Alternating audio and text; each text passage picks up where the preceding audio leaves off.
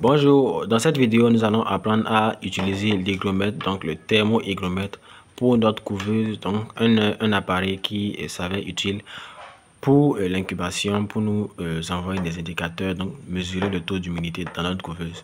Donc déjà, l'hygromètre, voici à quoi il ressemble.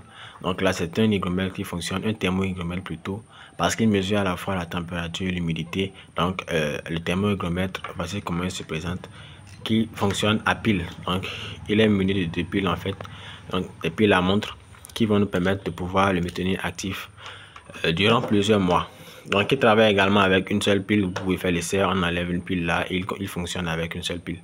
Donc déjà, comment lire sur notre thermohygromètre? Donc la grande valeur qui est là, c'est le taux d'humidité. Et c'est ça, c'est son unité qui est affichée en bas en pourcentage. Donc son unité est affichée en bas là en pourcentage.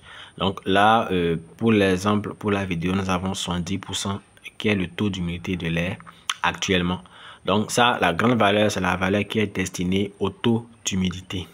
La petite valeur la petite valeur là, les 31,5 dans notre cas, avec comme unité degrés Celsius là, dans le coin là, à supérieur à droite, c'est la température.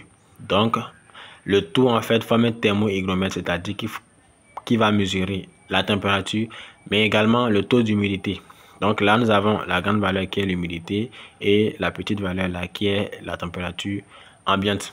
Donc lorsque nous l'utilisons pour notre couveuse, déjà à quoi il va nous servir? Il va nous servir seulement pour nous afficher le taux, plutôt le taux d'humidité dans notre couveuse. Donc la sonde en fait qui va mesurer toutes ces variables là en fait va nous permettre de pouvoir mesurer avec précision ou presque le taux d'humidité de l'air dans la couveuse et pouvoir soit augmenter l'eau au besoin pour rehausser ce taux d'humidité ou diminuer l'eau pour pouvoir faire chuter ce taux d'humidité si nous convenons que ce taux d'humidité est assez élevé.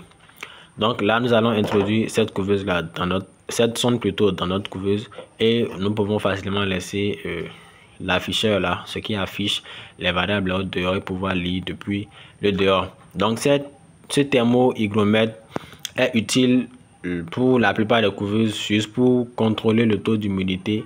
Pour ceux qui n'utilisent pas le thermostat INSACH STC 3028 ou tout autre thermostat en fait qui va contrôler l'humidité lui-même. Donc tous ceux qui utilisent le thermostat INSACH V3001, le petit thermostat là, ou le STC 1000, c'est cet appareil en fait qui va accompagner ces deux thermostats là pour pouvoir mesurer le taux d'humidité dans la couveuse.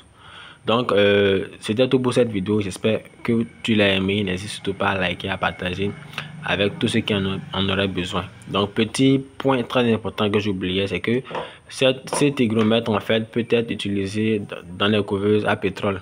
Donc c'est cet hygromètre en fait qui va nous afficher en temps réel avec les variations qu'il faut. Donc l'affichage varie en fonction de la température, de l'humidité qui est mesurée dans la couveuse.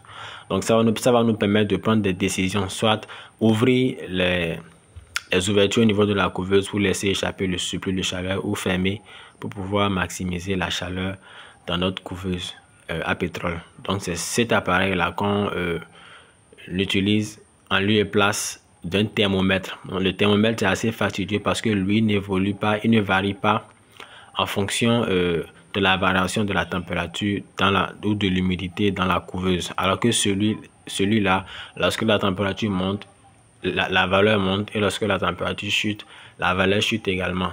Ce qui n'est pas le cas avec un thermomètre où il faut chaque fois venir appuyer et mesurer la température dans notre couveuse. Donc j'espère que tu l'as aimé cette vidéo. N'hésite surtout pas à t'abonner. On se dit à la prochaine dans d'autres vidéos.